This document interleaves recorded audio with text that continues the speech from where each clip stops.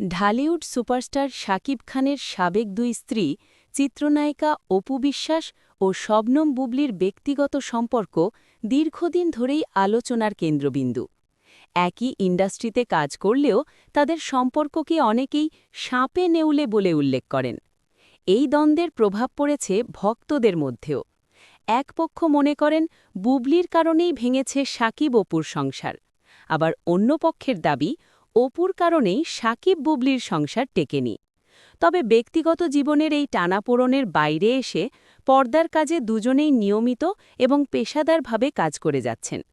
ঢালিউড ইন্ডাস্ট্রিতে তাদের গ্রহণযোগ্যতাও আলাদা জায়গায় রয়েছে।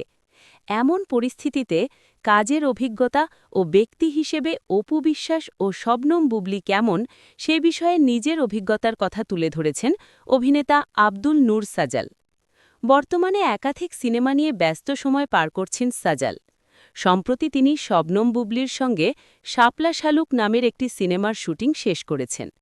বুবলির সঙ্গে কাজের অভিজ্ঞতা প্রসঙ্গে সাজাল বলেন, বুবলি ভীষণ সিনসিয়ার এবং কাজের প্রতি অত্যন্ত দায়িত্বশীল। প্রথমবার একসঙ্গে কাজ করলেও তাদের বোঝাপড়া ভালো ছিল বলেও জানান তিনি।